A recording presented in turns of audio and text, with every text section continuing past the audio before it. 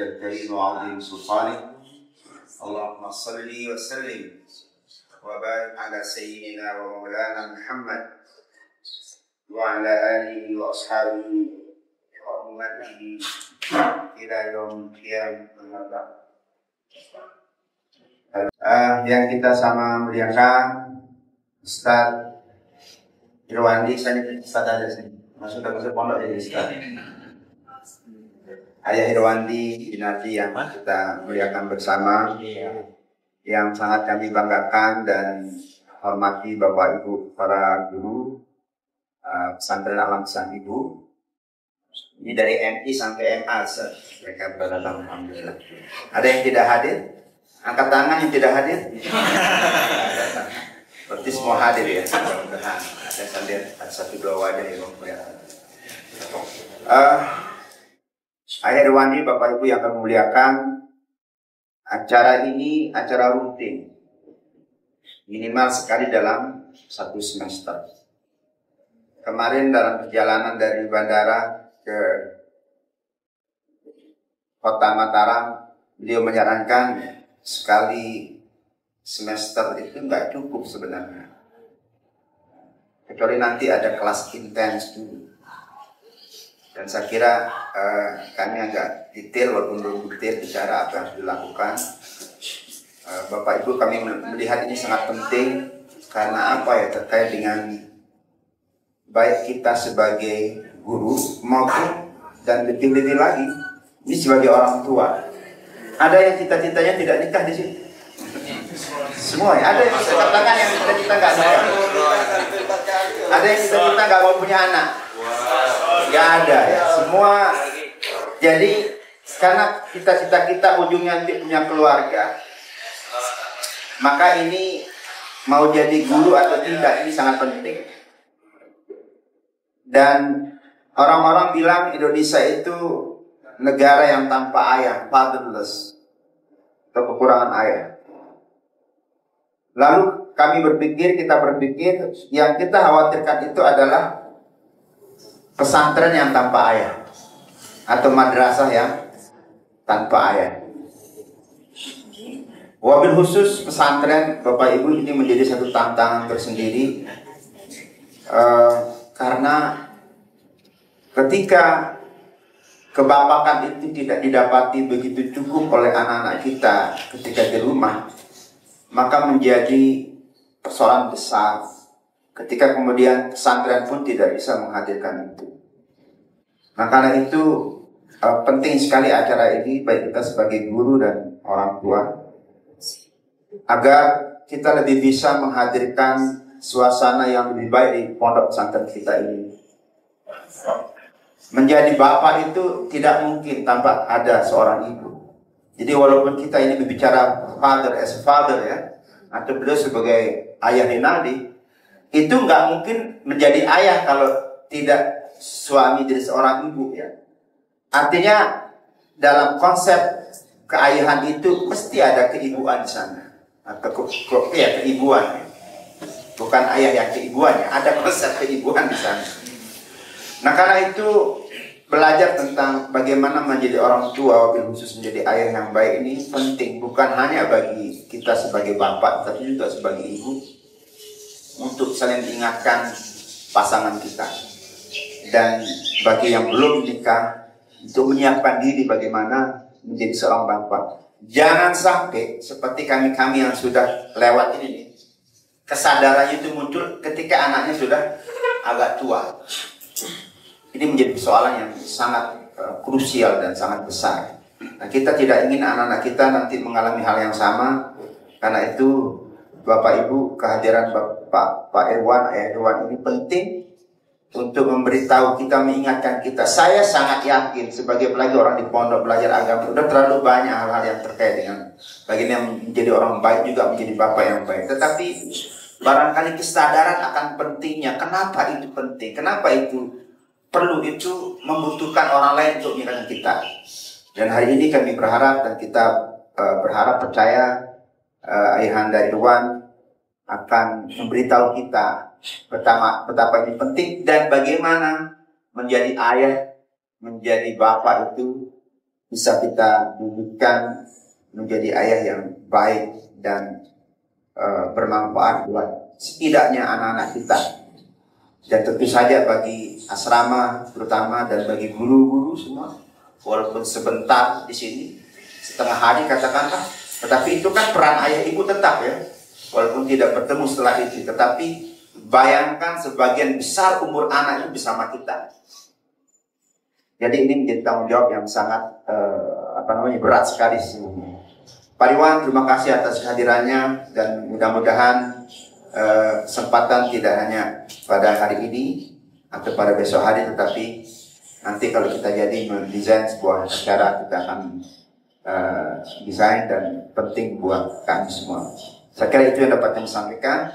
Semoga ini menjadi pertemuan yang penuh berkah.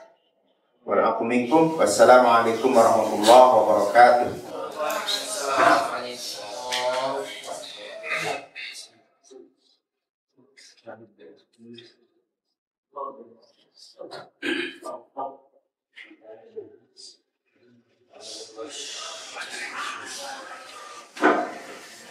Terima kasih kami ucapkan kepada pimpinan Pondok Pesantren Alam Sayang Ibu yang terhormat Bapak Dr. Haji Jamaluddin Abdul Bakri PJ dengan sambutan yang sangat hangat sekali pada pagi hari ini.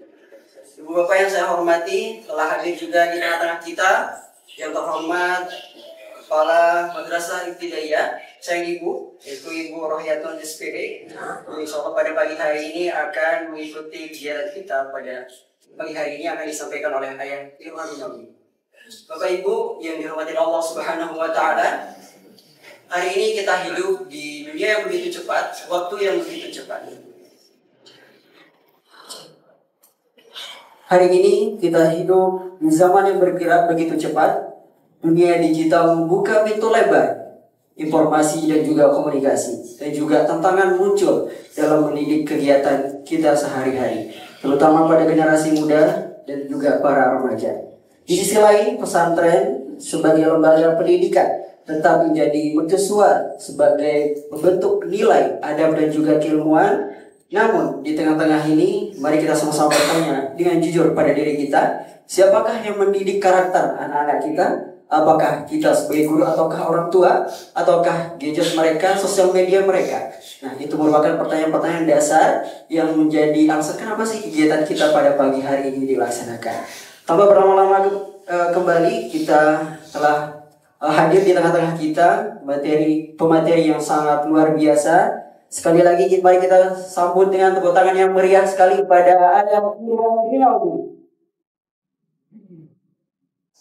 Ayah Irwan Rinaldi merupakan tokoh parenting Indonesia, yaitu seorang praktisi dan juga penggiat keayahan.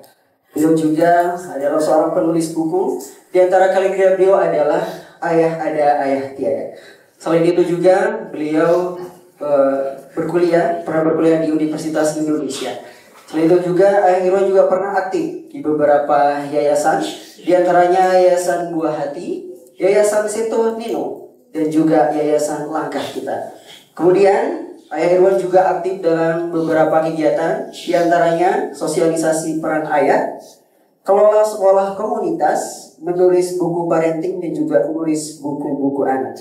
Dan pada tahun 2017, Ayah Irwan mendapatkan penghargaan dari Gerakan Ibu Negeri, yaitu sebagai Ayah Pejuang 2017 pada kategori Ayah Kedua KAIA. Luar biasa sekali. Tanpa berlama-lama, kami persilahkan kepada yang terhormat Ayah Irwan Rinaldi. Kami persilakan untuk menyampaikan materi pada pagi hari ini.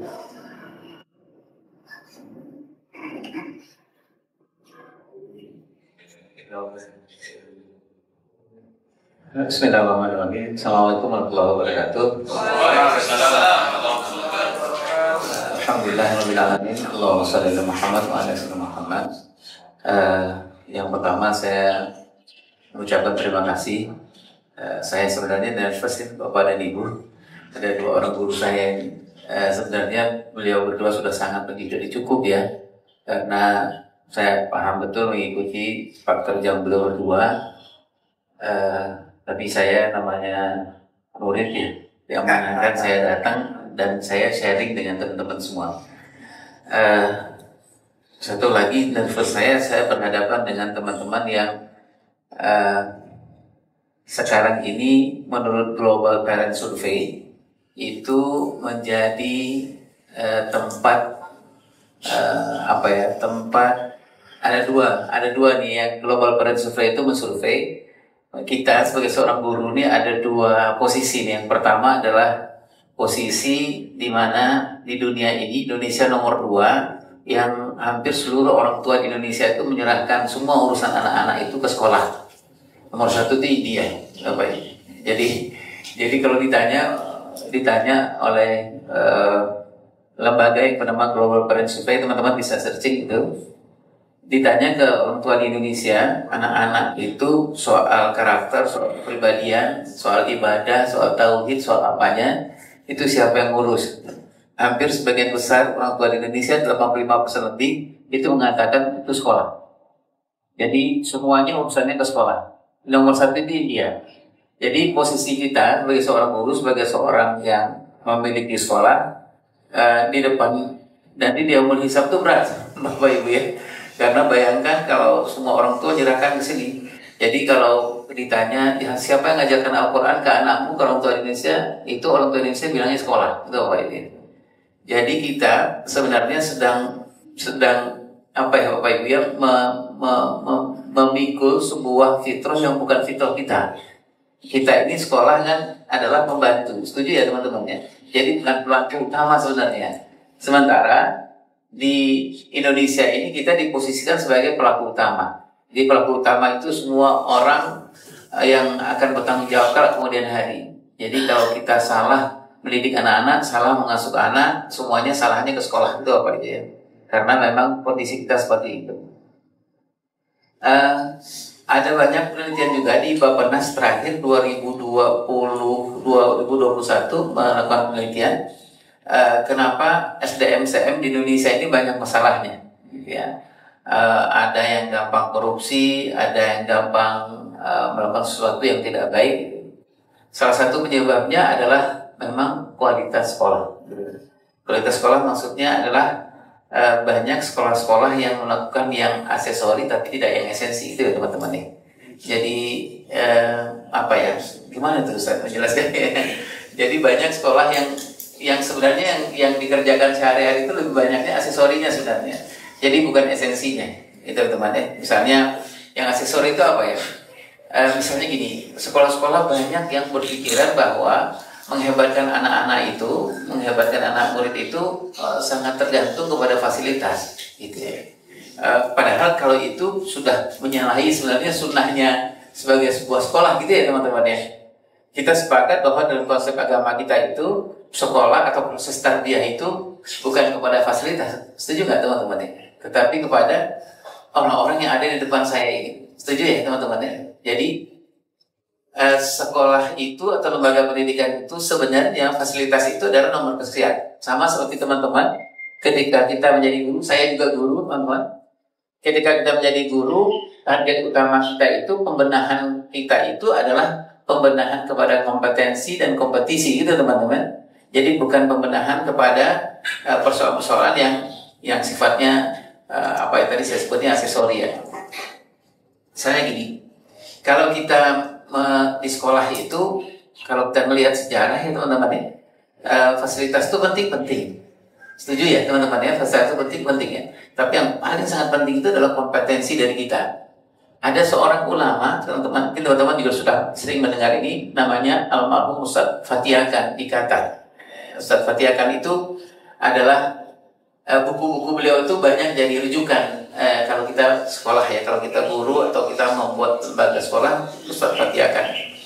Bahkan sekarang di beberapa waktu yang lalu, alhamdulillah memudahkan saya ada pekerjaan di Britania Raya itu, Ustadz, sekolah yang dikelola oleh salah seorang dulu penyanyi top dunia, kemudian dia jadi mualaf, namanya Cat Steven atau Yusuf Islam. Sekolah beliau di London Utara itu salah satunya adalah rujukannya ke buku-bukunya Ustadz Fatiakan. Dan sekarang jadi sekolah beliau itu sekolah Muslim, menjadi sekolah rujukan utama di seluruh British, seluruh Britania ya. Itu jadi mau sekolahnya Kristen, Yahudi, Nasrani apa tuh rujukannya ke sekolahnya Ustaz Fatih Akan ini. Jadi sekolah yang berbasiskan Katolik itu apa sekolahnya rujukannya ke Ustaz Fatih Akan. Dari mana rujukan Ustaz Pak Yusuf Islam ini? Rujukannya ke buku-buku atau konsep-konsep yang dibuat oleh Ustaz Fatih Akan. Ustaz Fatih Akan itu konsepnya adalah seperti sama dengan konsep kita di sini. Kita yang paling penting itu adalah membangun kepribadian guru lebih dahulu. Setelah itu baru kita membangun fasilitas gitu ya teman-teman. Jadi mudah-mudahan kita ke depan masih tetap memegang asolahnya tarbiyah ini, proses pendidikan dan pengasuhan ini, yaitu kita menghebatkan diri kita lebih dahulu. Setelah itu baru kita bicara soal fasilitas. Itu teman-teman ya. Sama seperti misalnya anak-anak yang di usia 0 sampai 7 tahun gitu teman-teman ya. Mereka butuh alat permainan, butuh media permainan, butuh pasti ya teman-teman ya, sangat butuh ya. Tetapi anak-anak di usia 0 sampai 7 tahun itu sebenarnya dia butuh alat mainan itu adalah nomor kesekian. Tapi paradigma kita di Indonesia ya.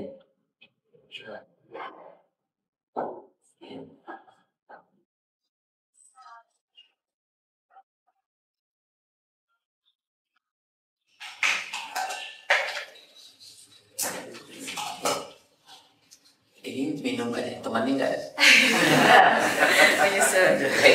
Baik. Jadi 0 sampai 7 tahun seperti yang teman-teman ketahui juga bahwa banyak paradigma di kita di sekolah-sekolah kita itu kita habis-habisan ini ya konsentrasinya ke alat mainan gitu ya teman-teman ya, atau kita punya anak 0 sampai 7 tahun itu konsentrasinya alat mainan butuh banget gitu teman-teman, tapi bukan alat mainan yang di luar dari bapak dan ibunya. Karena konsentrasi 0 sampai 7 tahun itu adalah bapak ibunya gitu ya teman-teman ya, bukan adalah media yang di luar. Jadi penelitiannya di 0 sampai 7 tahun itu Heckman melakukan penelitian di tubuhnya bapak ibu itu. Ini Masya Allah teman-teman, tubuh bapak ibu itu dari ujung rambut ke ujung kaki itu kalau dieksplorasi itu ada 167 mainan.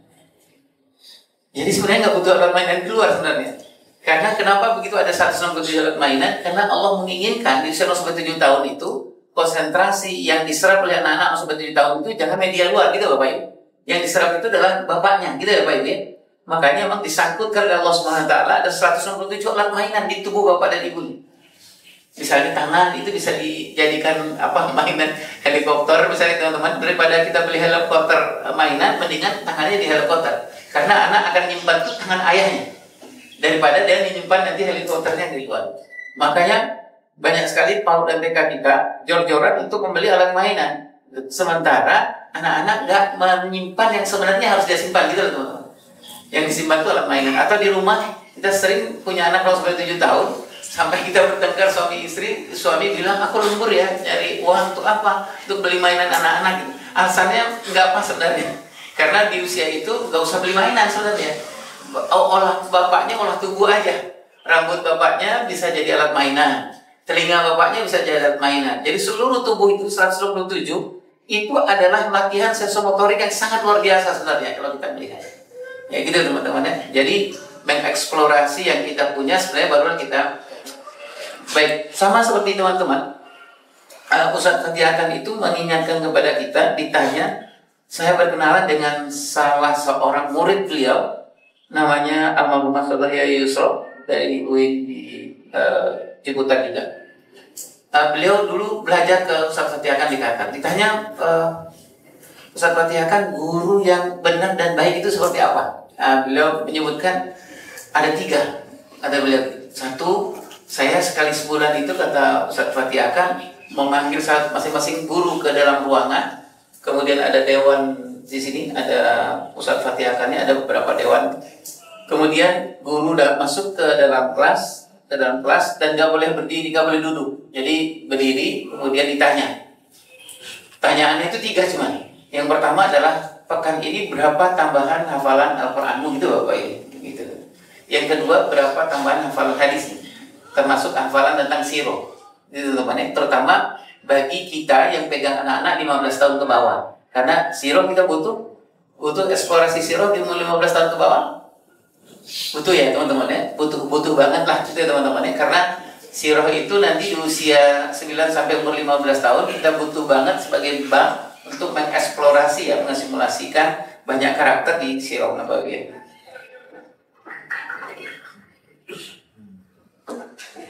Agak merusak konsentrasi ya. Lewat. Enggak, maksudnya ini rusak konsentrasi. Insyaallah. Makasih Ustazah. Jadi itu dua. Jadi tambah hafalan Al-Quran. Jadi tidak wajib menghafal, tapi tambah hafalan, tambahan per bulan. Kemudian yang kedua adalah wajib dalam tanda petik untuk menambah tentang hadis dan menambah tentang pemahaman tentang sirah. Itu teman-teman ya. Gitu ya. Sirah itu kalau gurunya PAUD berarti dia butuh untuk apa kira-kira? Untuk sirah butuh apa kalau kita ngajar di anak-anak PAUD sampai kelas 2 SD? Kira-kira untuk apa sirah? Gimana saya izin ke depan sedikit ya. Gimana yang untuk 0 sampai 7 tahun butuh kira-kira apa? Kita membaca sirah dan kita membacakan kepada anak-anak, menceritakan kepada anak. Ya, untuk apa teman-teman? Nambah apa kira-kira? Iya, salah satunya adalah ya tadi itu teman-teman ya, karena proses pendengaran, penglihatan anak-anak di usia 0 sampai 7 tahun kan sangat luar biasa ya teman-teman ya. Dia mampu simpan sekitar 4.000 kata-kata per hari, per days ya. Dan kemampuan menyimpannya itu ada sekitar 10 tahun ke depan. Ini penelitiannya beberapa orang tentang kemampuan anak, ajaibnya anak 0 sampai 7 tahun. Ya, jadi kalau gitu sayang sekali kalau kita nggak menyimpankan. Misalnya kita cerita pada anak TK sampai kelas 2 ke bawah tentang Rasulullah yang suka menolong, ya. Ngerti kira-kira anak-anak kita di usia ini? Nggak ngerti ya Bapak Ibu, nggak ngerti. Tapi apa yang kita mau sampaikan, apa yang mau kita targetkan? Dia simpan. Nah, dia simpan. Kira-kira nanti apa yang dia simpan, kita cerita tentang Rasulullah itu adalah Rasulullah seorang laki-laki yang suka menolong orang, yang suka berkorban, yang lain-lain. Anak-anak nggak ngerti ya teman-teman ya. Tapi dia simpan.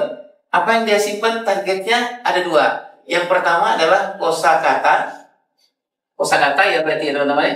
Dan kemudian yang kedua adalah kosa rasa. Nah, dipercaya bahwa ketika anak-anak 0 sampai 7 tahun punya banyak kosakata yang disimpan, banyak kosa rasa yang dia simpan, mudah-mudahan kecerdasan emosionalnya nanti agak lebih gampang. Jadi kalau teman-teman nanti megang anak umur 9 tahun ke atas, nggak terlalu susah sebenarnya karena dia punya kosakata yang banyak, punya kosa rasa yang banyak. Gitu teman-teman ya. Jadi misalnya gini, kosakata itu 0 sampai 7 tahun anak-anak guru cerita tentang Rasulullah yang suka menolong, misalnya gitu teman-teman ya. Rasulullah yang pemberani, Rasulullah yang apalagi Rasulullah yang pemberani, Rasulullah yang suka menyelesaikan persoalan, Rasulullah yang suka empati dan lain-lain. Anak-anak nggak ngerti nggak?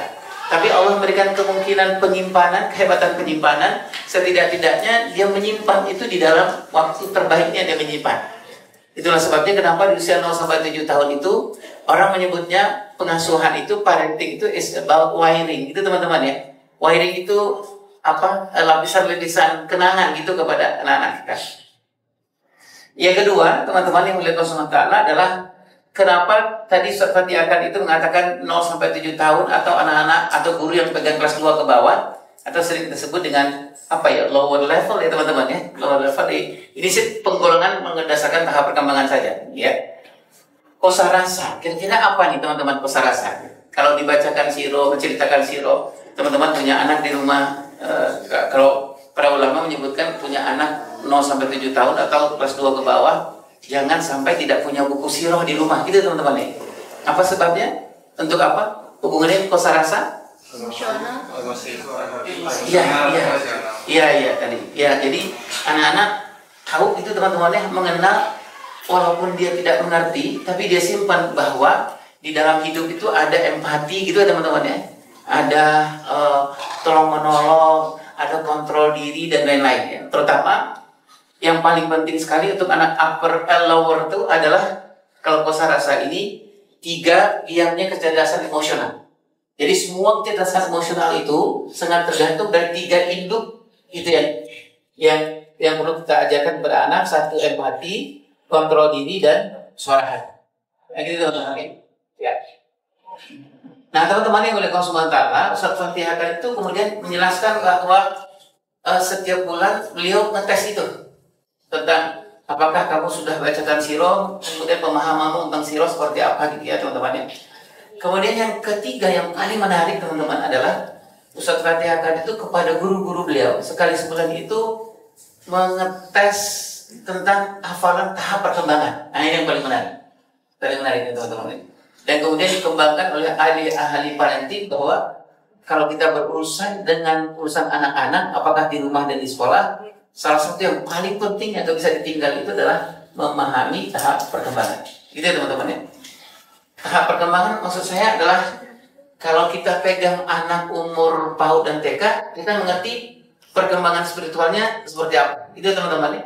Kalau teman-teman misalnya pegang anak kelas 1, kelas 2, umur 8, 9, umur kelas 3, teman-teman berarti tahu betul opening yang pas buat anak kelas 1, 2, 3 seperti apa. Gitu ya teman-teman ya, openingnya seperti apa. Kalau teman-teman pegang nanti anak kelas 4, kelas 5, teman-teman pasti akan membedakan openingnya dengan ketika teman-teman pegang anak kelas 1. Kenapa berbeda? Karena tahap perkembangan mereka berbeda. Gitu ya teman-teman ya. Gitu. Atau contohnya gini, secara emosional, jadi saya maaf ya teman-teman sudah lakukan ini. Secara emosional, kalau pegang anak-anak kelas 3 ke bawah, secara emosional, fitrah emosionalnya, kalau dia melakukan sesuatu yang baik, kita cenderung langsung memuji itu teman-teman ya. Memuji yang sifatnya apa ya? Kalau kelas 3 ke bawah itu, kalau saya istilahkannya pujian itu here and now gitu teman-teman ya. Jadi kalau anak-anak kelas 3 ke bawah, jangan ditelat pujinya, gitu teman-teman ya. Karena perkembangan emosionalnya itu memang kemampuannya itu nggak lama. Kelas 3 SD. Kelas 3 ke bawah. Kalau kelas 3 SD ke atas kalau dipuji, kalau kita bilang anak kelas 4 bilang dia bisa menghasilkan suatu pekerjaan yang hebat, dia bilang, Ustaz, saya bisa mengerjakan pekerjaan yang sangat sulit sekali gitu. Kalau anak kelas 4, kelas 5, kalau kita bilang, ya Allah hebat banget anak Pak Guru gitu. Nanti dia bilang, biasa aja kali gitu. Karena nggak cocok secara emosional. Makanya kalau kita tanya kalian 4, 5, 6, apa kabar? Pasti dia akan gini. Gitu ya. Ini jawabnya seragam apa enggak nih? Gitu teman-teman ya. Karena udah nggak bisa diseragamkan. Karena perkembangan emosionalnya pasti berbeda. Gitu ya teman-teman ya. Berbeda. Kalaupun dia jawab, khawatirnya dia berlawanan dengan perkembangan emosional. Karena kelas 4 itu dia sudah secara perkembangan emosional, dia sudah mulai memikirkan bertemu dengan sebuah, misalnya kalau dia di rumah, dia ngelihat bapak ibunya nggak cocok gitu, berantem gitu ya. Terus kemudian di sekolah tanya sama bu guru, dia harus jawab alhamdulillah gitu. Nggak bisa gitu teman-teman gitu. Nah, pasti berbeda ini. Ya gitu ya teman-teman. Secara emosional kita mungkin akan membedakan kelas 4 ke atas itu kita lebih banyak menghargai sebenarnya. Karena tahap perkembangan yang kita tuju juga berbeda itu teman-teman ya. Anak-anak yang kelas 3 ke bawah itu tahap perkembangan yang kita kejar itu adalah membangun citra dirinya, gitu ya teman-teman ya, membangun self image gitu. Self image itu adalah aku ini seperti apa sih, anaknya seperti apa sih. Kalau dia misalnya bantu Pak Guru datang, tas Pak Guru dibawa gitu, kemudian Pak Gurunya bilang makasih anak sudah membantu membawa tas Pak Guru. Dia nyimpen ke dalam dirinya itu sebuah citra diri, aku ini orang yang suka membantu guru membawa tas. Itu teman-teman ya. Nanti kalau Pak Gurunya mau minum, diambilkan air minum, kemudian Pak Gurunya bilang makasih anak sudah membantu menuangkan air minum. Kemudian anaknya akan memasukkan ke bawah imprintnya, ke bawah sadarnya bahwa aku ini adalah anak yang suka menolong Pak Guru menuangkan air minum. Itu ya. Itu namanya citra diri gitu teman-teman ya. Kalau citra diri yang buruk itu di usia 0 sampai 7 tahun ke kelas 2 ke bawah, pasti dalam tanda petik ya teman-teman, pasti soal konsep dirinya ketika dia besar juga akan nggak utuh konsep diri. Orang yang ada masalah tentang konsep tentang citra dirinya di usia-usia 15 tahun ke atas pasti ada masalah. Kalau disuruh dalam keadaan seperti ini, kalau disuruh ke depan, pasti dia ke belakang. Itu teman-teman ya. Kalau ada pertanyaan nggak gitu? Udah ngerti semua? Ada mau bertanya? Ini maksud. Oh, kalau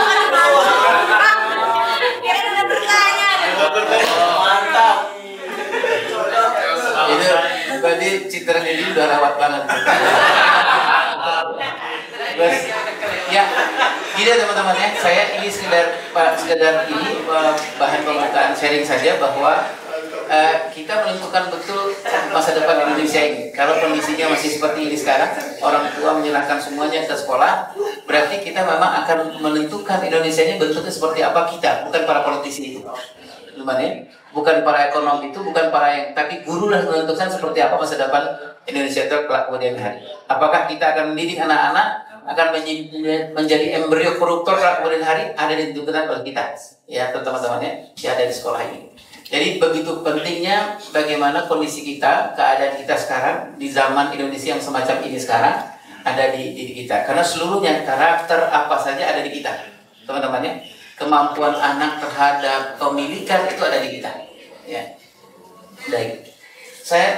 Terakhir saya bantu teman-teman di KPK, bukan nangkap koruptor, bukan, saya penakut orang ini. Tapi saya dimasukkan ke tim 20 dengan Kaseto dan lain-lain. Tugasnya kami, kenapa gampang banget orang Indonesia korupsi? Nah, salah satu persoalan yang paling besar 2,5 tahun kami melakukan penelitian itu adalah di posisi 15 tahun ke bawah. Jadi seperti apa orang Indonesia di KPK, banyak orang korupsi dan lain-lain. Jangan lihat ketika umur dia korupsi, tapi lihatlah proses yang dia dapatkan dan proses tumbuh kembang dia 15 tahun ke bawah. Teman ya. Baik. Mudah-mudahan ada bahan yang kita bisa diskusikan hari ini, insyaallah. Dan saya makasih teman-teman sudah memilih menjadi guru. Ada yang terpaksa jadi guru? Ada lah ya, ada guru akhir bulan. Saya pernah jadi guru akhir bulan. Gitu teman-teman. Pokoknya pikiran saya adalah tanggal 25 masih lama ya. Gitu. Saya ngalami itulah teman-teman. Saya ngalami jadi guru TK, saya ngalami jadi guru ibtidaiyah, saya ngalami jadi guru aliyah. Ya. Jadi sempatlah 1 tahun, 2 tahun itu saya guru akhir bulan. Jadi yang penting datanglah gitu teman-teman ya, daripada nggak ada kerjaan yang lain, gitu ya. Saya ngajar. Jadi saya ngajar 3 bulan awal jadi guru TK itu 3 bulan awal 3 kilo berat saya turun. Gitu teman-teman. Jadi nggak butuh proses diet sebenarnya, karena saya nggak ngerti teman-teman. Bayangkan kita mengajarkan pekerjaan sesuatu kita nggak ngerti dan nggak ada hati kita di situ. Jadi memang kolesterol naik, asam urat naik, gitu teman-teman, gitu ya. Jadi kita nggak ada hati. Bayangkan teman-teman ya, melakukan pekerjaan saban hari, tapi hati kita nggak ada. Kita ada di dalam kelas secara fisik, tapi secara psikologis kita nggak ada dalam kelas itu teman-teman. Kita ada secara psikologis, tapi kita nggak hadir secara tahap perkembangan anak-anak. Saya nggak ngerti nyapa anak waktu umur 7 tahun berapa, saya nggak ngerti saya. Jadi tambah lama tambah kurus itu teman-teman ya. Saya pegang anak yang di sini, yang hebohnya di sana. Gitu teman-teman. Saya ancam yang di sana, hebohnya di sini. Gitu. Nah, barulah proses teman ketiga lah, baru saya sadar bahwa sebenarnya saya sedang apa. Gitu teman-teman. Masih lamakah saya berakting gitu teman-teman. Karena pekerjaan jadi guru kalau acting, mendingan teman-teman dari sekarang mundurkan diri. Gitu teman-teman. Karena berat sekali buat yayasan dan berat buat teman-teman. Gitu ya. Jadi kalau acting, saya 2 tahun lah teman-teman jadi acting jadi guru, dan pernah hampir 10 tahun acting jadi suami. Iya, jadi orang tua.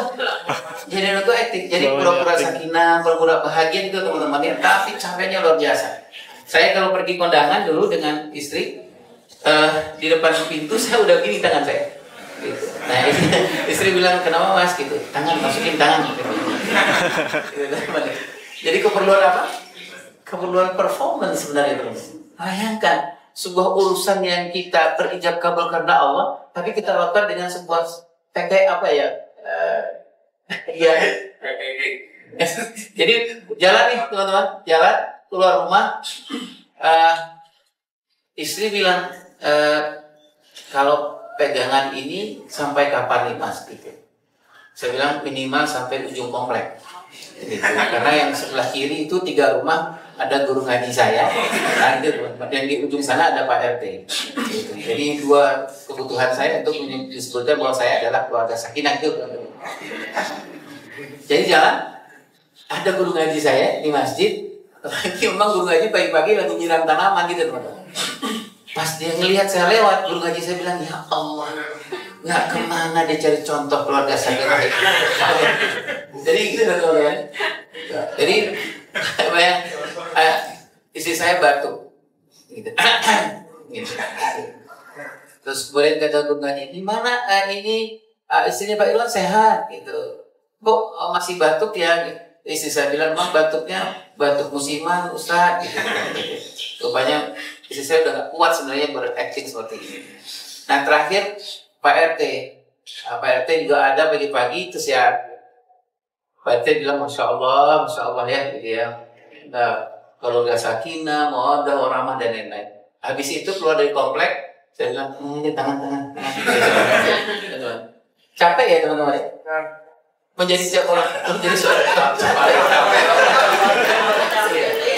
jadi guru juga capek nggak? Teman-teman capek nggak? Capek nggak, lelah nggak? Menjadi guru efektif. Luar biasa. Masya Allah ya. Saya tahun ketiga teman-teman, tahun ketiga pegang TK. Tahun ketiga itu hampir setiap saya masuk dalam kelas saya nangis. Alhamdulillah ngajar anak TK, jadi dia nggak nanya gitu, kenapa nangis gitu. Cuma dia bilang, Pak Guru sedih ya gitu. Dan saya nggak perlu nerangin kesedihan saya gitu. Cuma pernah teman satu ngajar bilang, kenapa Pak Irwan sekarang kok sering nangis dalam kelas gitu. Saya bilang, saya 2 tahun mengkhianati amanah Allah ini. 2 tahun, dan saya nggak tahu bagaimana bertanggung jawabkan kepada Allah Subhanahu wa Ta'ala.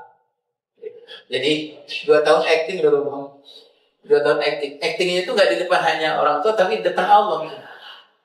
Depan Allah. Jadi dulu saya pikir, kenapa saya nggak cepat-cepat jadi pekerjaan yang lain ya teman-teman gitu ya. Ini sudah mengkhianati anak itu maksud saya, dan mengkhianati amanah Allah. Betul nggak teman-teman? Allah sebutkan waja'alakum sam'a wal absara wal afidah. Allah menyebutkan 0-7 tahun itu jangan pernah khianati 3 hal dalam hidup anak-anak kita. Itu teman ya, anak murid kita. 1 pendengarannya, penglihatannya, hati nuraninya. Betul teman-teman. Dan saya di usia-usia ketika saya ngajar itu saya mengkhianati betul pendengaran anak-anak.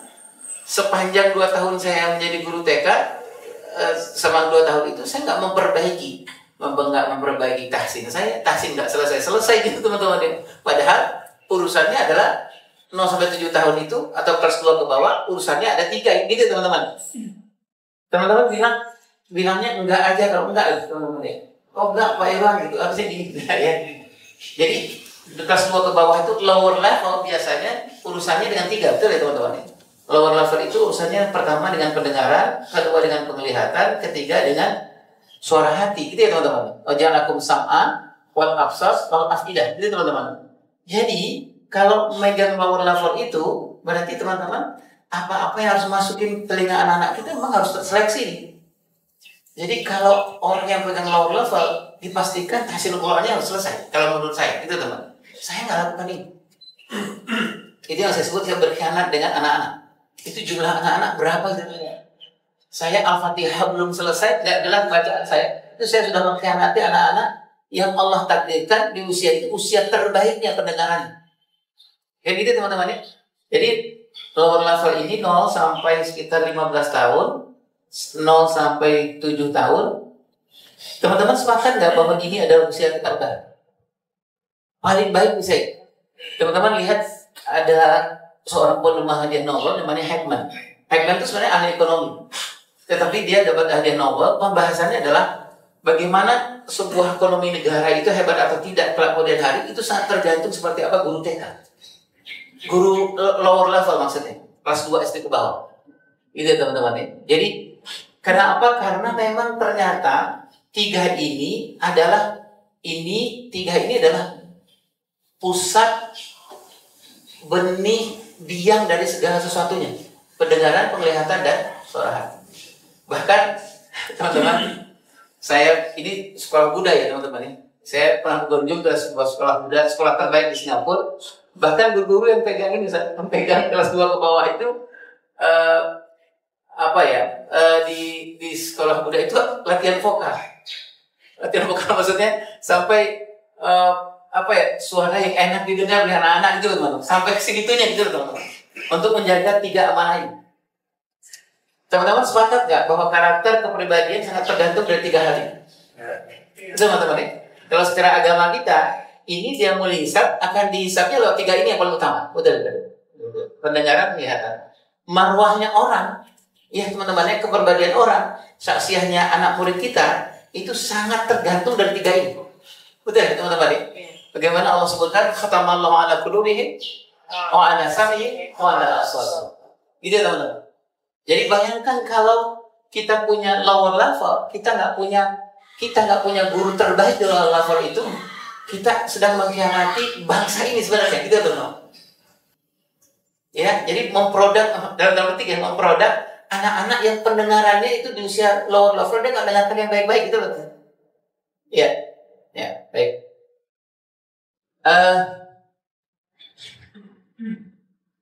Sebenarnya maksud saya nggak terlalu serius ya teman-teman. Tehnya diminum dulu, tehnya puasa aja. Kuahnya belum datang lagi. Baik. Jadi Ada diambil kan? Iya. Itu dibagiin aja Bu. Biar besar nih. Oh iya. Nanti aja. Nanti malah tidur. Jadi teman-teman, makanya saya bikin judul ini adalah jadilah sang pejuang pengasuhan pendidikan yang tangguh. Menjadi guru menurut saya, pengalaman saya nggak bisa kalau nggak diperjuangkan, nggak bisa, gitu ya. Dengan air mata, dengan darah sekalipun kita harus memperjuangkan itu karena terlalu banyak ada tantangan di tangan kita, gitu teman-teman. Jadi saya menyebutkan bahwa masa depan bangsa ini sangat tergantung, terutama yang tadi saya sebutkan, orang Indonesia, orang tua Indonesia itu cenderung nyerahin segala sesuatunya itu ke sekolah. Kebanyakan itu teman-teman ya. Nanti kalau terima rapor tinggal menekan lagi kita, betul nggak teman-teman? Gimana Pak Ustadz, anak saya kok belum soleh juga? Itu bagian, gitu ya. Dia nangis gitu ya. Nah, harusnya kalau kita harusnya posisinya adalah kalau orang tua bilang gimana Ustadz, anak saya belum soleh juga, harusnya kita yang nanya ke dia, kan gitu Bapak Ibu. Kalau kita cuma pembantu, kita bukan pelaku gitu loh teman-teman. Kita hanya pembantu.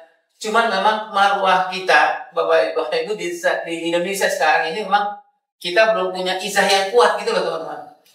Berhadapan dengan para orang tua. Harusnya orang tua itu takut sama kita. Betul kan teman-teman?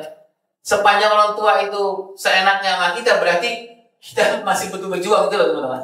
Jangan sampai pas terima rapor, orang tua datang, kita jadi ciut gitu loh teman-teman. Berarti ada masalah ini. Ya, sampai kita berjuang suatu saat, orang tua yang ciut sama kita. Sepakat nggak? Sepakat aja ya. Dia cepet ya. Nah, baik. Sang pejuang pengasuhan pendidikan. Saya menuliskan pengasuhan pendidikan. Maksud saya begini teman-teman, bahwa kita tidak hanya mengurus persoalan kognisi, tapi kita mengurus persoalan yang 5. Itu teman-teman ya. Fitrah yang Allah berikan kepada anak-anak dititipkan. 1 fitrah spiritual, fitrah apa lagi teman-teman? Emosional, fitrah intelektual, fitrah fisikal, dan fitrah sosial. Jadi teman-teman. Jadi kalau ini 5 ini nggak bisa hanya sekedar menjadi pendidik semata, gitu teman-teman ya. Nggak bisa hanya sekedar mu'adib dan mu'alim, gitu teman-teman ya. Tapi kita butuh juga murabi. Ya, Kang Gali. Jadi bukan hanya sekedar mengurus persoalan spiritual, tidak hanya spiritual, emosional, intelektual, fisikal, dan sosial, tapi kita juga harus mengurus memfungsikan diri kita, memerankan diri kita menjadi seorang murabi. Murabi itu tidak hanya mengurus persoalan-persoalan di luar, tapi mengurus persoalan dalam hati, gitu teman-teman ya. Jadi misalnya ketika anak datang ke sekolahan, terus kita melihat wajahnya nggak terlalu enak, kita bukan datang hanya sebagai seorang mu'alim, gitu teman-teman ya. Kalau mu'alim kita bilang, nah tarik nafas, gitu ya teman-teman ya. Gitu. Minum dulu aja. Mungkin saya contoh gitu teman-teman. Nah, tapi kita kan pas kalau kita menjadi seorang murabi kan kita juga pegang ininya teman-teman ya, dengan pundaknya. Gitu. Kita tanya sama anak kita, kamu bahagia nggak pagi ini? Apa yang bisa mau ayah dulu lakukan terhadap ini? Itu teman-teman. Itu murabi ya teman-teman. Tidak hanya mengurus persoalan eksternal, tapi mengurus internal juga. Gitu teman-teman ya. Nah baik teman-teman yang boleh langsung masalah. 2 ini pekerjaan yang menurut saya susahnya luar biasa. Ya. Kalau kenapa kita harus misalnya pagi-pagi nanya ke anak-anak, udah makan belum gitu ya. Itu aja cukup sebenarnya. Tetapi ada amanah pengasuhan. Kita harus menanyakan persoalan hatinya gitu lah kawan ya. Oh bahagia nggak? Gitu ya. Kamu kenapa sedih? Gitu. Aku tadi di rumah aku melihat bapak ibuku apa gitu. Terus kenapa kita harus meluk dia? Gitu teman-teman. Itu karena murabinya kita, gitu teman-teman. Bukan hanya sekedar mualimnya kita. Ya, baik. Saya tuliskan yang di bawahnya ini namanya yang tangguh. Nah, tangguh itu adalah pengertiannya usia psikologis kita lebih matang dari usia biologis kita. Itu teman ya. Saya foto dulu. Jadi tangguh itu adalah apa contoh tangguh itu teman-teman? Saya pengertiannya gini, tangguh itu usia biologis, psikologis lebih matang dari usia biologis. Ini yang tangguh. Gitu ya teman-teman ya. Usia psikologis itu yang tadi itu, usia kematangan spiritual, kematangan emosional, kematangan intelektual, kematangan sosial lebih dahulu dari kematangan biologis. Itu teman-teman. Kalau kita menjadi guru yang tidak tangguh, yang guru usia biologisnya lebih matang dari usia psikologisnya, hancur kita, teman-teman. Nggak ada sanggup kita untuk menjalankan amanah pendidikan dan pengasuhan. Bayangkan teman-teman, usia kita misalnya jadi guru usia 27 tahun secara biologis. Tapi kematangan emosionalnya itu seperti orang umur 19 tahun. Nggak sanggup kita akan ngadepin anak-anak gitu. Intah laku anak-anak gitu. Nanti kita akan main rasa gitu loh teman-teman. Kita akan kurus sendiri, kenapa? Karena kematangan biologis kita mendahului kematangan psikologis kita. Gitu ya kawan-kawan. Nah, apa ya contohnya teman-teman? Yang tangguh itu apa contohnya? Teman-teman, saya usianya 27 tahun secara kronologis, secara biologis. Ada persoalan di dalam kelas, apakah anak-anak gitu loh ya, heboh atau apa-apa gitu ya teman-teman. Kita menyelesaikannya secara emosional pasti harus di atas orang umur 27 tahun. Ya teman-teman ya, kekuatan emosionalnya harus di atas ini. Saya ambil contoh paling gampang lah. Muhammad Al-Fatih itu dilakukan penelitian oleh beberapa ahli Yahudi, Nasrani, bukan ahli parenting Islam. Muhammad Fatih itu ketika dia umur 19 tahun kan dia secara 5 fitrah tadi itu 19 tahun umurnya itu kematangan 5 yang tadi itu Muhammad Fatih 19 tahun ini dia memimpin mengelola 250.000 orang ya. 250.000 orang dia yang dikelola. Jadi dilakukan penelitian, gitu. Saya pernah bertemu dengan salah seorang profesor Yahudinya ini yang melakukan penelitian ini. Kemudian Muhammad Fatih ini ditemukanlah bahwa usia spiritual, emosional, intelektual dan sosialnya itu sekitar umur 25-27 teman-teman. Matang emosionalnya, matang spiritualnya, matang intelektual. Itulah sebabnya kenapa kita secara intelektual di kelas 4 ke atas dengan kelas 4 ke bawah secara intelektual kita membedakan cara pendekatannya gitu kan teman-teman. Kalau ada anak yang kelas 4 SD ke atas itu kalau ada masalah kita nggak nyelesain persoalannya gitu teman-teman.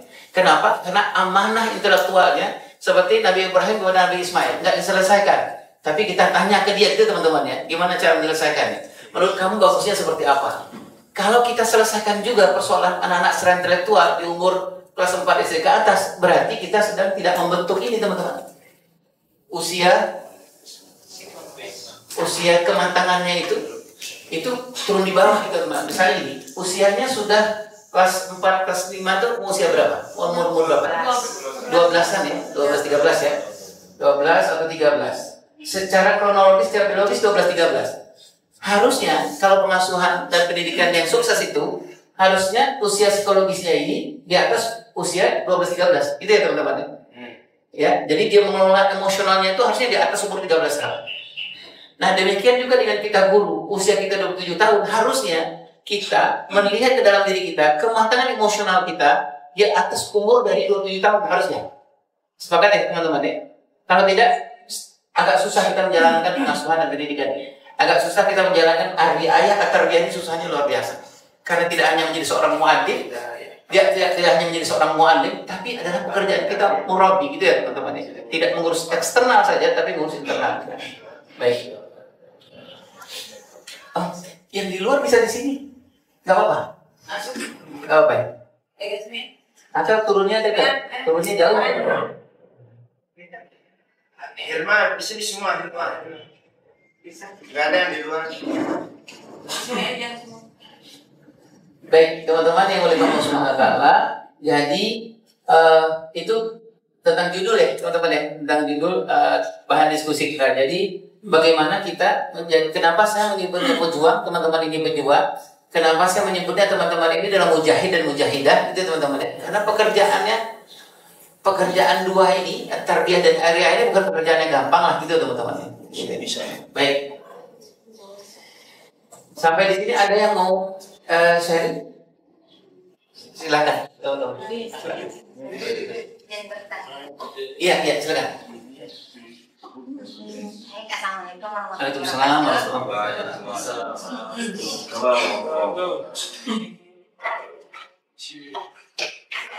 ini sama pendidikan perkenalkan nama saya Hidayah, sekarang lagi kuliah jurusan Teknik. Nah terus kan tadi kan Pak Irwan Maut ya? Tadi kan tadi kan Pak Irwan menjelaskan kalau apa namanya itu fasilitas itu penting, tapi kompetensi kita lebih penting. Nah kan alat edukatif itu butuh sebenarnya paradigma kita tentang pentingnya ABI itu. Nah saya juga sering membaca beberapa tulisan di jurnal sama diskusi mengatakan bahwa permainan edukatif itu sangat penting untuk anak usia dini. Nah, di sekolah juga saya pernah ada satu mata ada satu mata kuliah saya tentang API, yang dimana kita satu semester itu benar-benar fokus membuat API karena penting banget API itu untuk perkembangan kognitif kita, perkembangan fisik materi anak. Nah, terus saya juga membaca apa namanya itu game edukatif itu sangat penting bagi anak usia dini. Nah, jadinya saya membuat penelitian dengan judul pemanfaatan media game edukasi berbasis quizzes untuk usia anak 5 sampai 6 tahun untuk mengembangkan kognitif anak. Nah, saya juga melihat juga banyak benar-benar berpengaruh gitu beberapa perkembangan yang ada di anak itu melalui API ataupun media itu. Nah, terus yang kedua, gimana kalau seandainya itu nggak berpengaruh? Terus yang kedua saya mau bertanya, tadi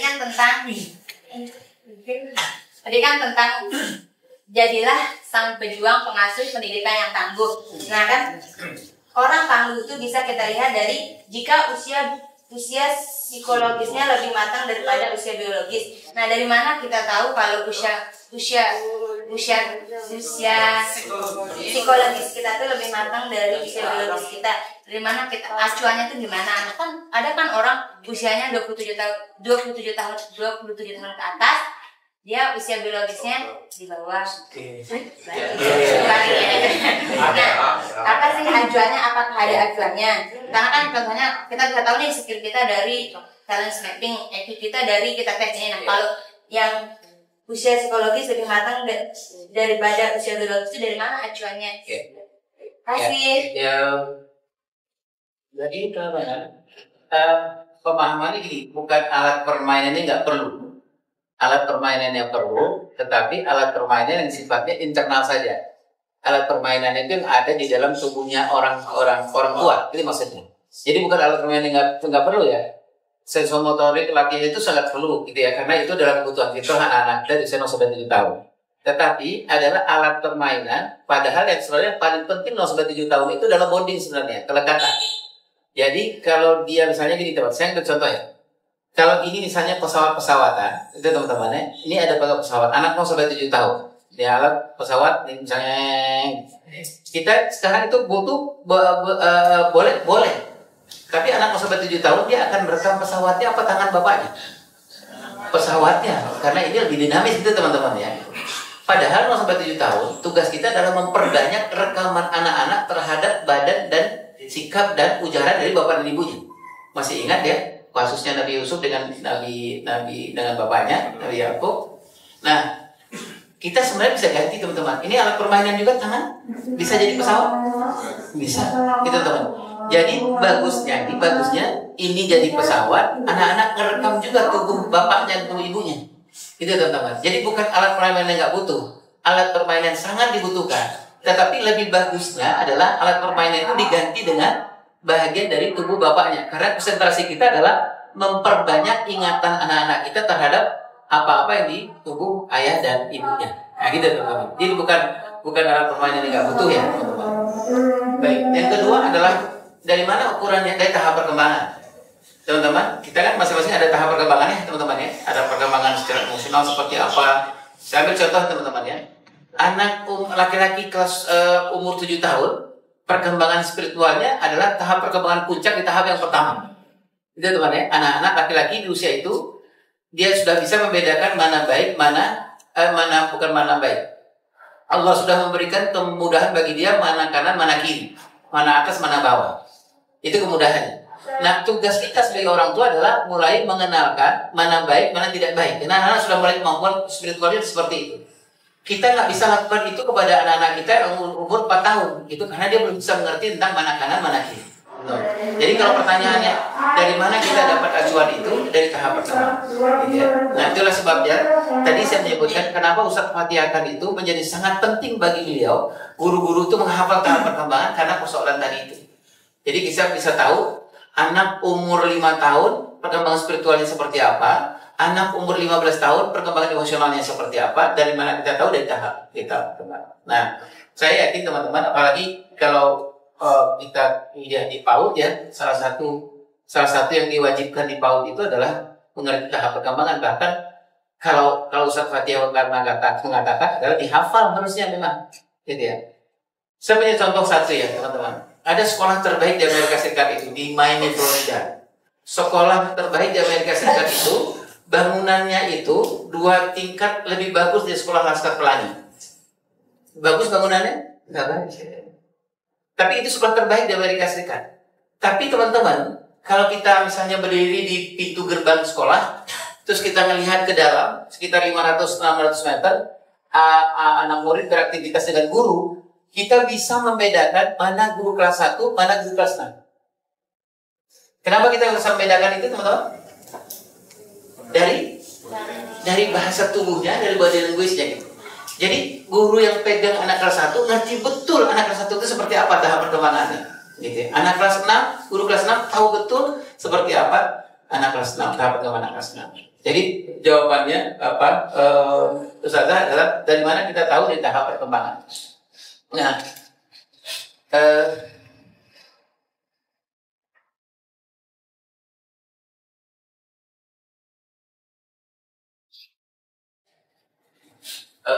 saya nggak jualan, tapi marketing. Saya bikin buku tahap perkembangan memudahkan para ayah sebenarnya dari memahami anak 0 sampai 11 tahun. Dari sini sebenarnya kita bisa mengetahui anak kita, target kita anak umur 6 tahun perkembangan psikologisnya harusnya seperti apa. Gitu teman-teman. Cuman buku ini belum selesai untuk tahap perkembangan berikutnya. Baik. Gitu. Ada lagi yang lain? Yang mana? Lebih dahulu yang mana? Oke, sekarang. Ini kita baru di judul ya. Baik. Sepertinya kita sampai maghrib. Langsung aja soalnya kedengaran kalau saya. Terima kasih atas kesempatan yang berbahagia. Mungkin saya Andi tadi punya anak usia 5 tahun. Anak usia 5 tahun. Terkait dengan materi yang sudah disampaikan tadi. Sebelum materi sesuai. Pengantar tadi. Jadi selama 5 tahun ini memang dalam mengasuh anak kami. Tadi yang pertama itu tentang memuji, gitu kan. Katanya tadi ketika kelas 3 ke bawah itu harus dengan pujian banyak. Gitu. Nah ini kami praktekkan ke anak kami. Tapi usia 5 tahun ini responnya itu, misalnya kita bilang dia pinter, insyaallah pinter. Enggak, saya bodoh. Kemudian anak hebat, saya tidak hebat gitu. Punya apa pujian yang kita katakan, sampaikan itu disangkal gitu. Mungkin apakah ada yang salah Kalaupun ada yang salah, bagaimana teknik mungkin memuji untuk usia yang seperti itu gitu. Kemudian yang kedua yang terkait dengan media permainan tadi. Nah, kan dari 0 sampai 7 tahun gitu, dengan berusaha untuk menggunakan media dari anggota tubuh ayah ibunya gitu. Artinya berarti dari kita anggota tubuh kita ini setahu kita hanya gini aja gitu. Artinya pasti dia akan bosen gitu. Dari dia kecil 2 tahun 3 tahun kita berusaha dengan anggota tubuh kita gitu. Nah karena dia bosen kita belikan misalnya permainan gitu. Mungkin ada tips supaya memaksimalkan anggota tubuh kita ini supaya dia tidak bosan dengan kita ini. Kemudian kita baru juga yang ketiga tentang usia emosional. Nah, kemarin waktu masuk TK, sekarang dia TKA. Waktu masuk TK, dia tes psikologi di sekolahnya. Di sana usia emosionalnya jauh lebih besar daripada usia biologisnya. Kalau tidak salah 12 tahun usia emosionalnya. Padahal saat itu usianya 4 tahun 8 bulan begitu. Apakah itu ada yang salah? Begitu. Karena memang dalam kesehariannya dia itu banyak main sama anak-anak SMP. Nah, jadi dia kalau main sama usia sebayanya, dia itu kadang nggak nyambung. Begitu dia butuh dimengerti. Itu yang terjadi. Apakah itu salah atau memang itu wajar?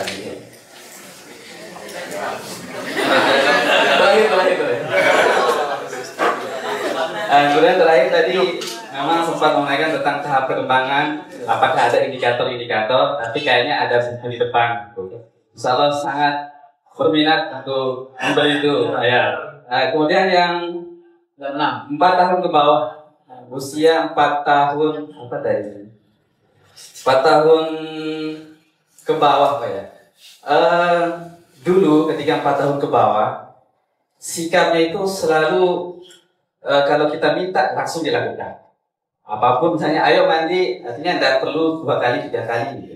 Mandi. Tapi setelah 4 tahun ke atas ada aja perlawanannya, ada aja alasan-alasannya dan lain-lain. Seperti itu. Baik. Mungkin itu dulu. Ayah kalau diberikan kesempatan lagi. Nggak boleh lagi nanya. Terima kasih banyak. Jangan dulu mic-nya, saya khawatir lupa nih. Ya, udah boleh dulu, boleh istirahat. Yang ke-6 dulu ya, yang 6 dulu. Apakah itu dia ngelawan? Normal. Anak-anak 0 sampai 7 tahun itu nggak ada yang soleh dan soleha. Kalau anak 0 sampai 7 tahun soleh dan soleha berarti nggak normal. Anak 0 sampai 7 tahun itu wajib salah. Wajib salah. Karena memang kondisinya Allah memang koordinasi antara otak dengan telinga dan itu belum sempurna. Itulah sebabnya kenapa 0 sampai 7 tahun itu wajib, yang wajib soleh dan soleha itu apa ibunya. Jadi dia salah. Kalau anak nggak salah, dia nggak dapat gambaran gimana jadi soleh. Gimana jadi soleha itu? Bayangin apa Ustaz, kalau ada anak umur 4 tahun, anaknya Ustaz masuk ke masjid, dia ketok pintu masjid. Assalamualaikum warahmatullahi wabarakatuh. Kemudian dia datang ke saf yang pertama, dia salam sama imam sehat. Ini nggak normal. Nggak normal. Makanya kalau saya pikirnya nggak usah tanya soal soleh dan soleha 0 sampai 7 tahun. Tapi bersyukurlah dengan semua kesalahan anak 0 sampai 7 tahun, dia akan matang di umur 9 tahun ke atas. Gitu. Makanya yang harus menjadi, tadi saya menyebutnya Ustaz, kalau yang pegang guru PAUD guru TK itu menurut nama saya tadi itu harus wajib soleh dan soleh. Makanya hanya hafalannya berapa, tahsin Al-Qurannya berapa, kita tahu bagaimana dia menjalankan ibadah-ibadah seperti apa. Karena dia pegang kondisi di mana anak-anak akan salah. Nah, ada dalam prinsip pengasuhan, nanti kita akan bahas. Prinsip pengasuhan itu anak itu setiap momen itu adalah takdirnya Allah. Jadi kalau dia melakukan satu kesalahan, takdirnya Allah, di depan siapa dia melakukan itu, Allah takdir, dari situlah dia dapat kesolehan itu seperti apa. Jadi bayangkan kalau di usia 0 sampai 7 tahun itu pada nikmat kita menjadi soleh dan soleha, anak-anak nggak mendapatkan apa-apa. Itu. Jadi dia nggak akan mendapat banyak yang tadi saya sebut itu. Parenting is about wiring. Wiring itu kenangan sebenarnya teman-teman. Kenangan lapisan-lapisan. Orang yang cukup lapisan yang banyak di usia 0-7 tahun, yang tadi itu teman-teman, dia minum makan tangan kiri. Kalau 0-7 tahun, menurut amat saya, jangan diurus tangan kirinya. Itu teman-teman. Tapi kita arahkan dia harusnya makan apa. Itu teman-teman. Pakai tangan apa. Misalnya dia makan minum tangan kiri. Kita kan nggak bilang, kiri lagi, kiri lagi. Nanti dia kiri beneran gitu loh. Yang kita lakukan adalah pengarahan. Gitu teman-teman ya. Pengarahan yang mesti seperti apa. Dia masuk masjid lari-lari. Kita kan bahwa, nggak begitu suruh ngatakan. Gitu. Tapi Rasulullah mengatakan, menurut kamu di sini tempat ibadah atau tempat bermain? Kata Hasan Husain tempat ibadah. Tempat bermain di mana nak? Di luar. Sekarang gitu. Kalau diulangi lagi, Dia ulangi, tugas kita cuma 7 tahun gitu, Ustaz. 7 tahun mau gitu. Makanya tadi saya sebutkan adalah, kalau boleh nih Ustaz ya, kalau boleh saya menyebutkan, ibu-ibu ini, dia masuk surganya, salah satunya adalah dia khidmat di umur 0-7 tahun terhadap amanah Allah. Kalau saya menyebutnya ke ibu, salah satu cara dia masuk surga paling gampang itu adalah khidmat dengan anak 0-7 tahun. Karena dia akan salah terus. Kalau salah kita abai memberikan kenangan yang soleh dan soleh seperti apa, itu yang saya sebut kita khianat dengan amanah Allah. Jadi tugas kita itu, kalau saya bisa, kalau saya boleh menyebut, kalau boleh dalam agama kita berterima kasih kepada orang dengan mencium kaki, saya akan cium kaki anak saya 0-7 tahun. Dengan dia berbuat salah, dia membuatkan balancing kepada saya semua kemaksiatan yang saya lakukan. Setiap dia salah itu kemungkinan saya untuk berpahala juga terjadi. Gitu. Jadi menurut saya, teman-teman yang punya anak sampai 7 tahun, gak usah target dulu, gak punya achievement dulu, tapi attachment. Jangan tanya capaian dulu gitu teman-teman. Jadi jangan bilang teman-teman, misalnya ke teman-teman, anak saya udah hafal 3 juz gitu. Umurnya berapa? 5 tahun gitu. Nanti beberapa pekan kemudian dia hilang gitu teman-teman. Tugas kita memang adalah merepetisi teman-teman. Ustaz, ulang aja terus. Dengan harapan dengan doa kita gitu. Dan urusan kita kan gini ya teman-teman ya. Urusan hasil kan urusannya Allah. Urusannya Allah, betul ya. Urusan kita hanya ikhtiar saja. Ikhtiar kita adalah pengarahan. Diulang. Semakin banyak kita ulang, kita berdoa dalam tahajud kita, dalam sujud-sujud kita, ya Allah, tempelkanlah semua yang kami ulang itu nanti akan menjadi bahan di umur 9 sampai umur 15 tahun. Itu ya teman-teman. Semakin banyak dia mendapatkan kebaikan, semakin banyak modal dia di umur 9 sampai 15 tahun. Jadi itulah sebabnya kalau saya mengharapkan anak-anak masuk dari 7 tahun jangan saya kalau dia kita bilang nakal lagi. Jangan itu yang kita berikan kepada anak kita, karena itu modal negatif dia untuk 9 tahun ke atas gitu. Itu nomor 6. Ustaz 6 pertanyaan. Nomor 5 tadi apa Ustaz? Dia lupa. Nomor 5 yang tahap perkembangan. Iya, tahap perkembangan. Nanti Ustaz bisa baca di mana-mana, saya dapat baca sih Ustaz. Tapi kadang enggak lengkap gitu.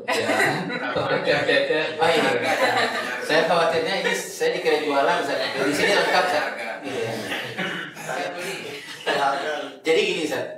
Tahap perkembangan itu menurut teman saya, khususnya punya anak 0-7 tahun Allah Wa'alafar, itu menurut saya sesuatu it's muhim, sesuatu yang it's must gitu. Karena itu usia terbaik sepanjang hidup anak kita. Usia terbaik. Semuanya terbaik. Jadi usia terbaik, kalau Allah memberikan yang terbaik, naif kita kalau kita tidak memberikan yang terbaik juga di usia ini. Itu teman-teman.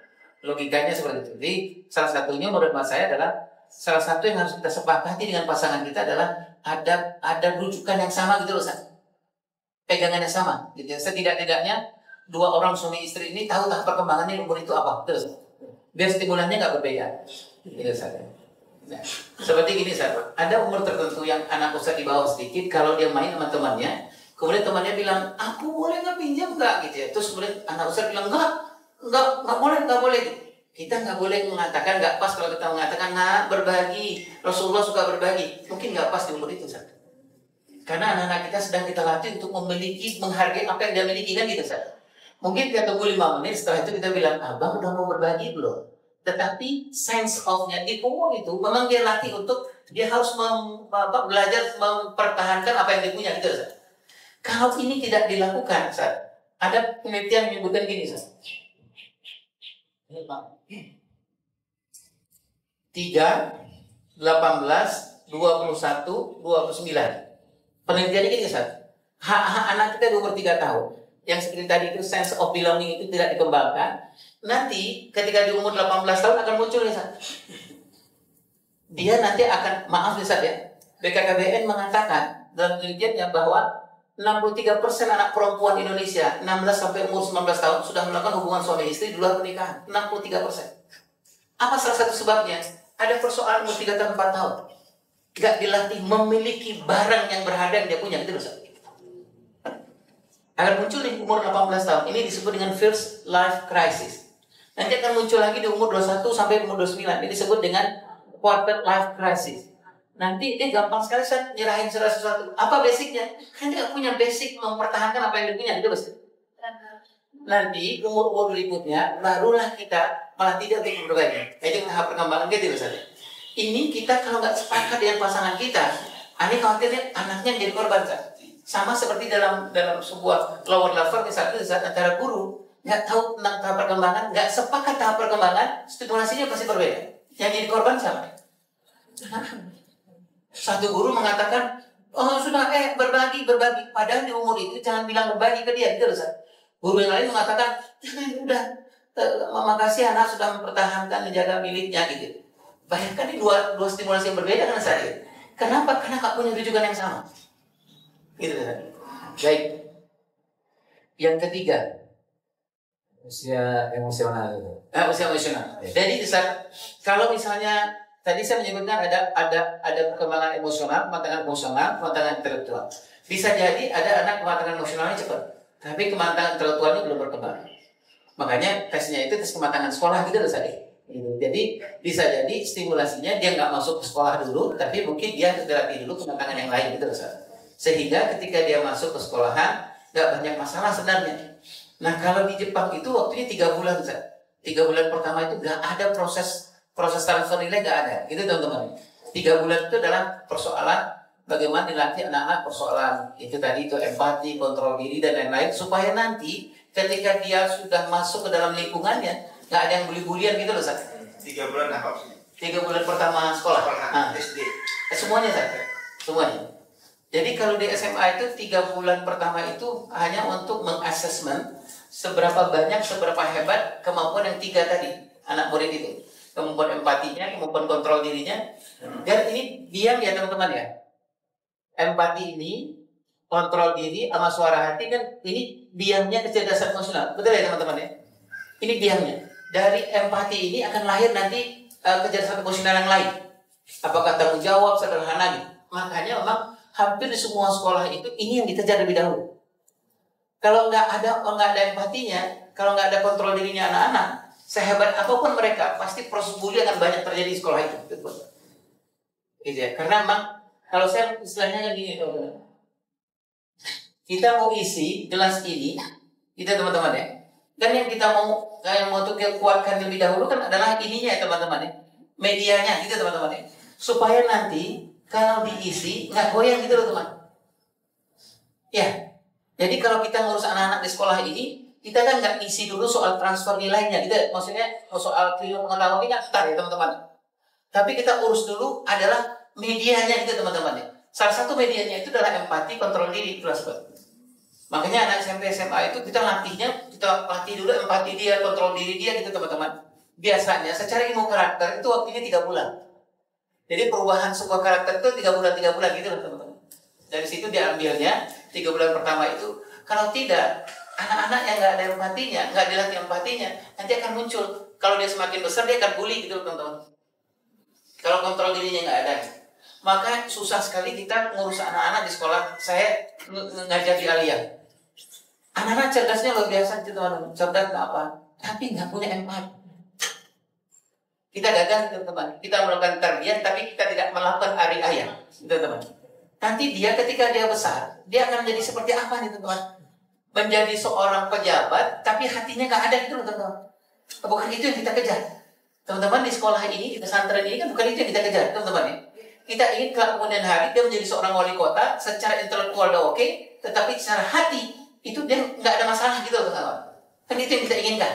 Itulah sebabnya teman-teman fight di sini. Itu sebabnya teman-teman. Itulah sebabnya kenapa tidak kita hanya mengurus persoalan otak di sini, tapi kita juga mengurus persoalan hatinya anak kita. Tidak teman-teman. Setuju ya?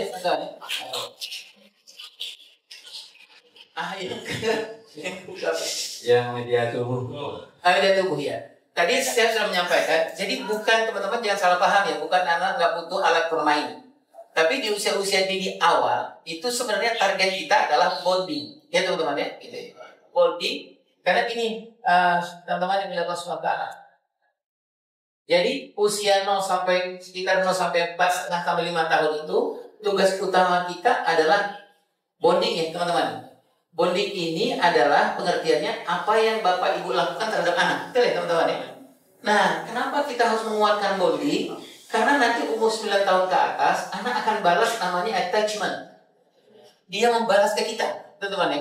Banyak sekali anak-anak yang gampang kita atur dalam tanda petik di umur 9 tahun ke atas. Kenapa? Karena attachment-nya bagus. Kenapa attachment-nya bagus? Karena bonding-nya bagus, teman-teman. Ya, gitu ya. Jadi kalau saya bukan alat pemain yang nggak butuh, sangat butuh, teman-teman. Tapi karena kita basicnya adalah fondasinya adalah bonding, memang itu harus kita kaitkan ke badan tubuh kita. Jadi kalau butuh alat permainan, ya tapi setelah kita mengeksplorasi ini. Ustaz diri dulu 11. Ustaz diri 11. Coba buktikan bahwa hanya dengan modal jari ini aja ada sekitar 3 permainan. Coba Ustaz. Satu contoh nih, teman-teman. Pesawat tempur akan segera mendarat. Apa tuh? Ini satu teman. Nah, Ustaz hanya dengan jari ini coba alat permainan yang lain. Ayo Bapak Abdi.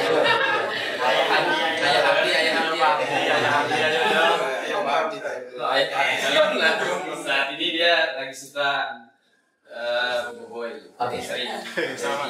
Oh. Sedang menggambar. Ya Ustaz contohkan dengan jari Ustaz. Jari Ustaz alat permainan gitu. Nah, tadi kan pesawat. Sekarang yang lain. Misalnya ada. Ustaz contohkan, jangan diterangkan. Lagi main sama anak.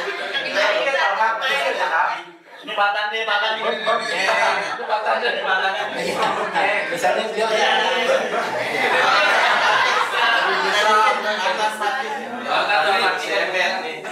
ada Ustaz namanya siapa?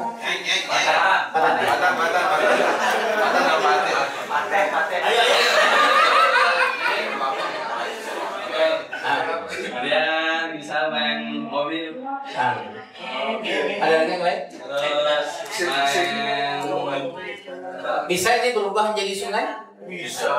Bisa berubah jadi ular? Bisa. Baru ini saja ada 10 yang bisa main. Jadi sebenarnya Ustaz tadi saya sebutkan, kalaulah orang tua di Indonesia bondingnya kuat, anak-anak akan patuh di usia-usia 9 tahun kepada orang Indonesia, orang tua.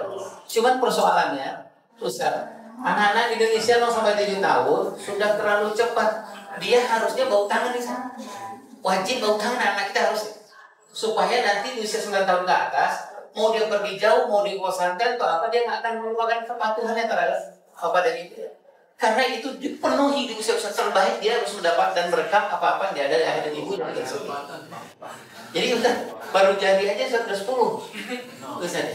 Belum Ustaz eksplorasi kepala, rambut itu Ustaz. Misalnya anak kebayang tuh Ustaz. Seperti apa? Apa yang kita kejar sebenarnya bonding Ustaz. Karena modal besarnya adalah bonding, supaya ada attachment nanti, supaya ada balasan dari anak kita pada kita. Kan gitu saja. Makanya kalau saya mengusulkan, tapi Ustaz boleh setuju boleh tidak. Usia-usia 0 sampai 7 tahun jangan bicara achievement, tapi bicara attach. Gitu teman. Jadi jangan bicara soal capaian-capaian, tapi bicara soal kedekatan dan kelekatan. Kedekatan itu fisik, kelekatan itu lebatnya lebih pada psikologis. Gitu teman. Ya, tadi dia nanya menguji kan. Iya. Tapi dia nyahar. Iya. Ini pertanyaan kedua nih saya. Oh iya. Jadi kalau di umur itu nggak apa-apa Ustaz. Ustaz gak usah ladeni gitu. Karena memang tahapnya tahap menidakkan gitu Ustaz. Gak apa-apa. Tapi dia simpan sebenarnya. Nanti akan berkembang lagi Ustaz. Ayo makan, ayamnya makan. Enggak. Ayam makan. Ayam 3 Ustaz dimakan sama dia. Gitu, Ustaz. Tapi gak apa-apa Ustaz. Tugas kita adalah parenting is about wiring di umur itu. Tugas Ustaz adalah memasukkan lapisan yang paling banyak selama 7 tahun. Ustaz fight di situ, banyak lapisan-lapisan positif di anak kita sudah masuk ke 7 tahun. Dan jadi nggak usah Ustaz tanggapin. Kamu ya Allah, umur 4 tahun sudah melawan gitu. Nah, gitu. Nanti Ustaznya yang panik, Ustaznya yang stres. Anak sih santai aja. Nanti Ustaz dia akan bilang enggak Ustaz. Ayo kita jalan enggak. Ayo makan ayam enggak. Ayam 3 Ustaz. Lewat sama dia 3 Ustaz. Jangan Ustaz serius nih. Kalau saya bilangnya keep information short and simple. Short and simple aja gitu. Nanti Ustaz akan ditanya agak lagi, ya emang Tuhan itu ada? Enggak usah saya bilang Bismillahirrahmanirrahim. Enggak usah. Benar ya? Kita lagi mempertanyakan tentang Tuhan. Iya, benar. Jadi jangan usah bilang auzubillahi minasyaitonirrajim kalau Allah Ta'ala. Itu enggak usah. Menurut saya nanti malah panik Ustaznya. Gitu saja. Jadi short and simple aja. Short and simple. Nanti dia tanya persoalan seks, bukan seksualitas. Kalau ditanya persoalan yang seks, teman-teman, itu sebenarnya dia sedang menginginkan untuk bertanya soal seksualitas, soal identitas. Jadi bukan soal seks sebenarnya. Nanti kita akan diskusikan kenapa di usia dini itu harus ada guru laki-laki gitu, teman-teman. Karena harus ada pembentukan soal seksualitas. Seksualitas itu kepribadian. Laki-laki harus jadi laki-laki, perempuan jadi perempuan. Kapan kita bentuk itu? Terbaiknya memang usia 0-7 tahun. Misalnya ini Ustaz, Fatan laki-laki nggak Ustaz? Fatan. Jadi kenapa Ustaz di umur Fatan sekarang sebenarnya sebelum di bawah umur 4 tahun, Ustaz menurut amat saya setiap hari harus wajib main bola dengan Fatan. Dalam rangka apa? Dalam rangka tarbiyatul jinsiyah sebenarnya, pendidikan seksualitas. Pendidikan seksualitas nggak bisa dimulai dengan pendidikan tarbiyatul syahsiyah, pendidikan kepribadian. Kamu nak laki-laki, Fatan main bola dengan Ustaz, kemudian 2 menit, 3 menit itu biasanya normal Ustaz. Bercanda apa. Menit yang keempat leher Ustaz dicekek sama dia. Dalam rangka apa itu? Allah mentakdirkan itu tarbiyatul jinsiyah sebenarnya buat Fatan. Ustaz saat itu pegang tangannya dan Ustaz sampaikan, nah Fatan, kamu laki-laki muslim. Tangan laki-laki muslim itu bukan untuk memegang apa-apa gitu Ustaz. Ngerti nggak ngerti, tapi dia simple. Gitu Ustaz. Nah itulah sebabnya kenapa nanti Ustaz anak yang Ustaz yang kedua insya Allah perempuan. Amin. Nanti kalau dia punya umur 2 tahun, di pintu keluar itu jangan lupa Ustaz pengen jilbab bergo namanya. Jilbab bergo itu jilbab yang gampang dibongkar pasang itu Ustaz. Kenapa itu kita bilang kita kandungi di situ? Karena dia proses tarbiyatul jinsiyahnya akan muncul anak-anak kita perempuan 2 tahun, 3 tahun, 4 tahun. Jadi dia lari keluar, Ustaz akangi di pintu. Kemudian dia bilang, kenapa? Aku mau main keluar, aku pengen main. Ustaz dekat sama dia, Ustaz sentuh ke ininya, sentuh ya Ustaz. Ustaz bilang, nah kamu anak perempuan muslimah, ini kata Allah Rasulnya, ini aurat, sentuh aurat. Gitu Ustaz. Pakai kerudung ya anak harus ditutup. Nanti dia nggak ngerti, tapi dia simple. Nanti umur 9 tahun Ustaz nggak repot ngurusin persoalan persoalan muru'ah, persoalan ifah, nggak susah. Karena sudah ada pembiasa. Gitu Ustaz. Kemudian nomor 1 apa tadi Ustaz? Yang Memuji, ya. Jadi Ustaz memuji, kalau ngomong itu puji aja Ustaz, nggak apa-apa. Karena anak-anak sedang butuh sesuatu yang sifatnya here and now, gitu Ustaz. Tapi kalau anak-anak umur 4 tahun, umur kelas 3 ke atas itu, yang dia butuhkan itu adalah seperti Rasulullah SAW perlakuan Ibnu Abbas, perlakuan Anas bin Malik, itu tidak lagi memuji, tapi menghargai. Menghargai itu pujilah prosesnya. Jadi kalau kita pegang anak kelas 4 SD ke atas, kalau dia bilang Pak Guru, Ustaz, Ustazah, aku berhasil mengerjakan pekerjaan yang sangat sulit ini. Nah, jadi kita bagusnya, kita jangan mengatakan, ya Allah hebat sekali anak Pak Guru. Kalau gitu ngomongnya nanti dia bilang biasa aja kali. Karena yang dia butuhkan itu adalah secara emosional, dia butuh prosesnya yang dipuji. Jadi memuji juga iya, tapi pujilah prosesnya. Karena anak umur kelas 4 SD ke atas itu, target kita adalah membangun self-esteem, harga diri sebenarnya. Jadi bukan citra diri tadi, harga diri. Tapi itu ada di slide-slide berikutnya. Oh itu dulu saya. Ya.